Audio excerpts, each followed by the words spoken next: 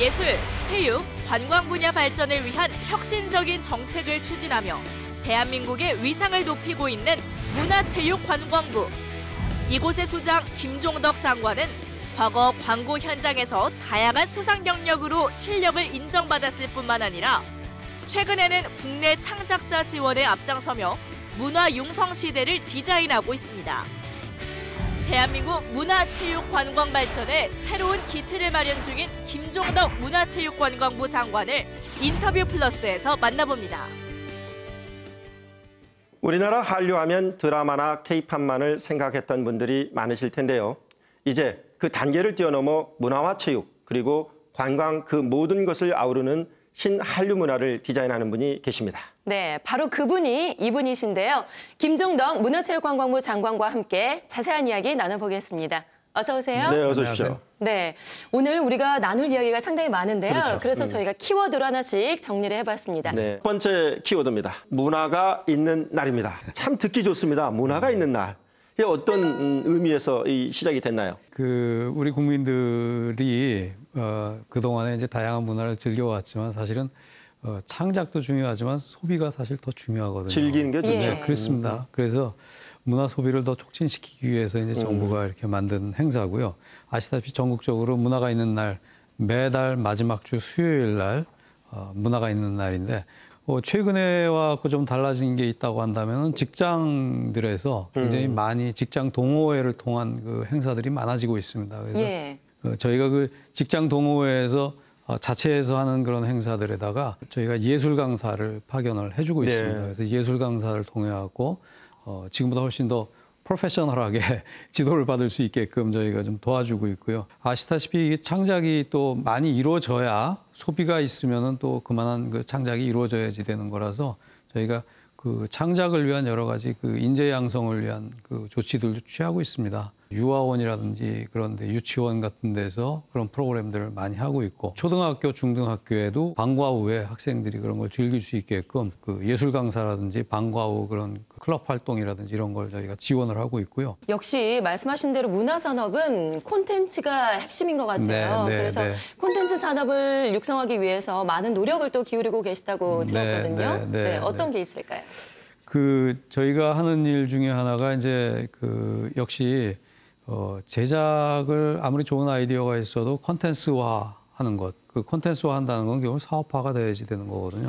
그런 거에 따른 어려움이 있어서 저희가 이제 투자 재원을 따로 마련을 했습니다. 그래서 거의 1,800억 가까운 그 콘텐츠 펀드라는 걸 만들어갖고 투자를 하는데 아시다시피 작년에 우리 총 수출액은 7.9%나 감소를 했습니다. 네, 맞습니다. 근데 문화 콘텐츠 수출액은 8.8%가 증가했습니다, 오히려. 그러니까 전 세계적으로 다 어려워도 우리 문화 콘텐츠는 수출이 증가하고 있습니다. 그런 정도로 경쟁력을 갖고 있고요, 우리 콘텐츠들이.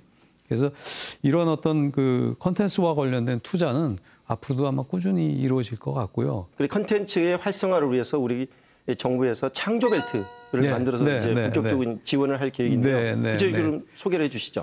그 문화창조융합벨트 사업은 기획하고 그것이 사업화돼서 소비되는 그것까지를 이렇게 묶어주는 걸 갖다가 저희가 이제 문화창조융합벨트라고 얘기하고 있는데요.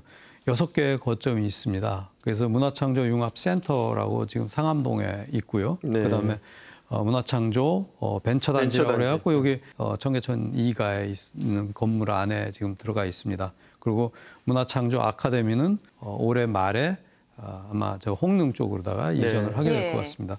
그리고 K컬처밸리라고 그래갖고 일산 고양시에 그런 어떤 테마파크 형식의 융복합 공연을 할 수 있는 곳이 하나 만들어지게 됩니다. K익스피리언스라고 그래갖고 저 경복궁 옆에 그 대한항공 부지에다가 만드는 일종의 융복합 공연장과 한류와 관련된 여러 가지 시설들이 함께 들어가는 곳이라고 보면 되겠습니다. 그것과 그다음에 K-팝 아레나라고 해서 잠실의 그 실내 체육관을 공연장으로 이렇게 꾸미는 그런 작업을 하게 됩니다. 현재 3개는 완성이 돼 있고요. 나머지 것들도 올해 안에 웬만하면 다 완성을 시킬 저희가 그 생각을 갖고 있습니다. 자, 이어서 두 번째 키워드 보도록 하겠습니다. 두 번째 키워드는 한류 콘텐츠입니다. 이 콘텐츠 중에서도 세계를 열광시키는 우리 한류 콘텐츠, 우리 대표적인 것 어떤 것으로 볼 수 있을까요? 여러분들 다 아시다시피 네. 드라마하고 케이팝이 역시 그 유명한 한류이긴 네. 하죠. 우리나라가 유명한 최고죠. 한류이긴 한데 예.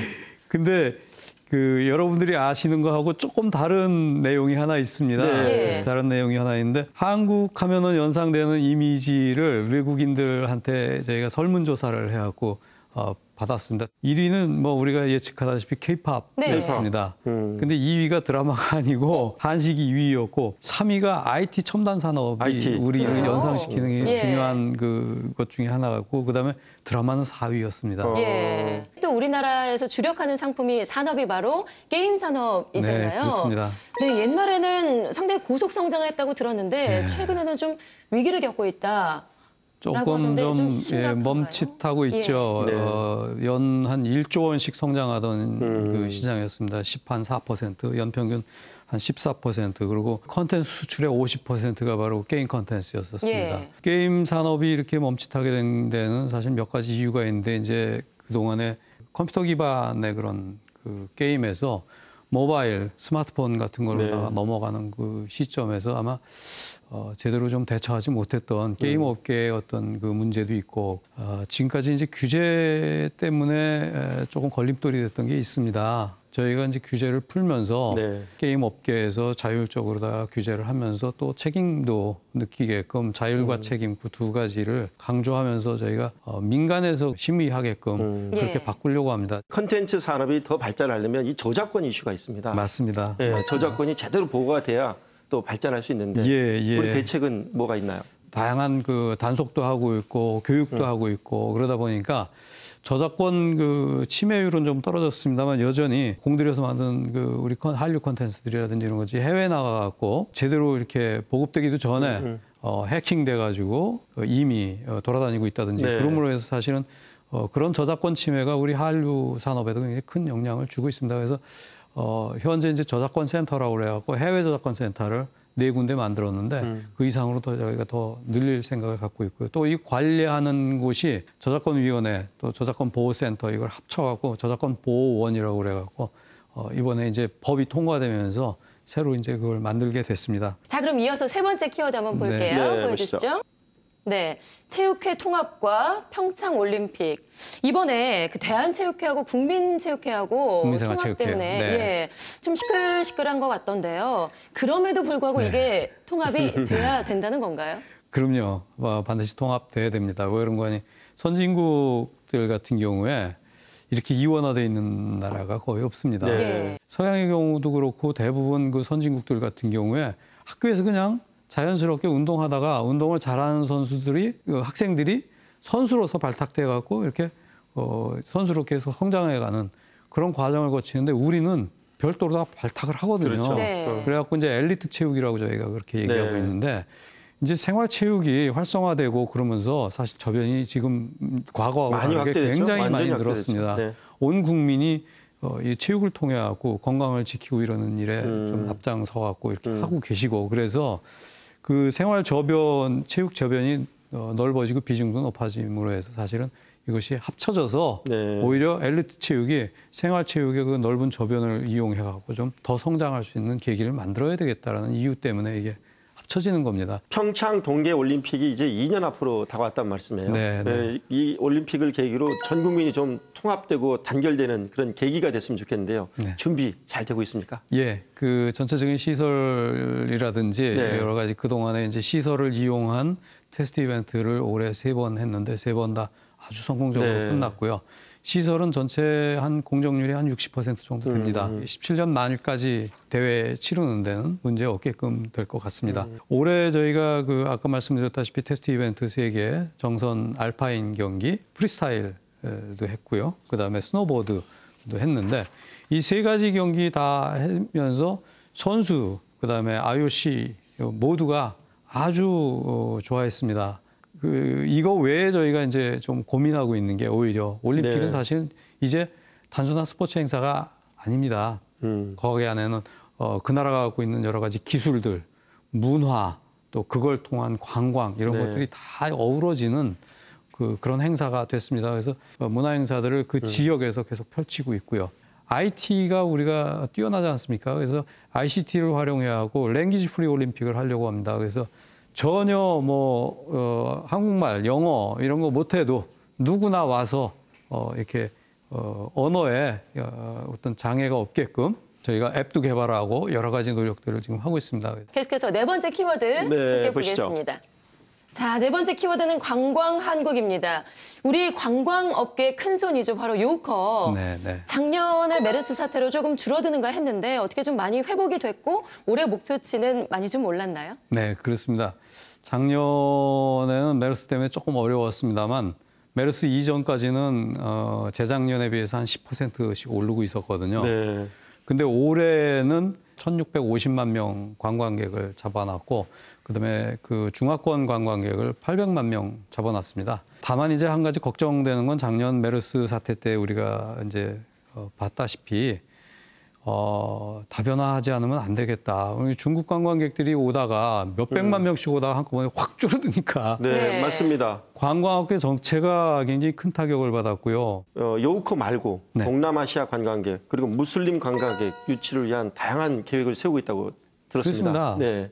동남아 같은 경우에 경제 수준 높아지는 국가들이 자꾸만 주변의 나라들로다가 여행을 많이 오시게 되는 거라서 그런 조치들을 저희가 동남아시아 지역에도 굉장히 많이 취하고 있고요. 가장 큰 회교 국가가 바로 인도네시아, 전 세계에서 가장 큰 회교 국가가. 그래서 우리 관광을 오시면 제일 힘들어하시는 게 식사입니다. 네. 할랄 푸드가 아니면은 종교 문제 때문에 식사하기가 굉장히 어려우시거든요. 그러다 보니까 먹을 데가 없으니까 할랄 푸드로다가 만들어진 도시락 드시고 그러다 보니까 불편하고 안 오시는 거거든요. 그래서 동남아시아 관광객이 많이 가는 지역들, 남이섬이라든지 이런 몇 군데는 저희가 할랄 푸드를 하는 음식점들이 열리게끔 저희가 지원을 좀 적극적으로 할 생각을 갖고 있고요. 예, 너무 해외 관광객만 신경 쓰시는 거 아니에요? 우리 국내 내국인들을 위해서도 뭔가 관광을 위해서 신경 쓰시고 계신 게 있으신가요? 보통 우리 국민들께 여쭤보면은 여행을 못 가시게 되는 이유가 뭐냐면 돈하고 시간이에요. 저희가 이제 여행 주간이라는 걸 별도로 만들어서 봄에는 5월 1일서부터 하고요. 그다음에 가을에는 10월 말에 잡혀 있거든요. 네. 그 여행 주간 기간 동안에는 교통도 그렇고 여러 가지에 있어서 할인이 되게 많이 가게끔 저희가 프로그램을 많이 만들고 있고요. 재임 기간 중에 꼭 해보고 싶은 역점 사업이 있다고 들었습니다. 네. 말씀해 주시죠. 최근에 이제 며칠 전에 보도가 나왔습니다만 정부 상징을 다 통합했습니다. 네. 정부 상징도 국가 브랜드의 전체 큰 테두리 안에 한 가지라고 보시면 되겠습니다. 국가 브랜드와 관련된 다양한 사업이 올해도 아마 펼쳐지게 될 겁니다. 그래서 올해 그런 사업들이 좀 있을 것 같고요.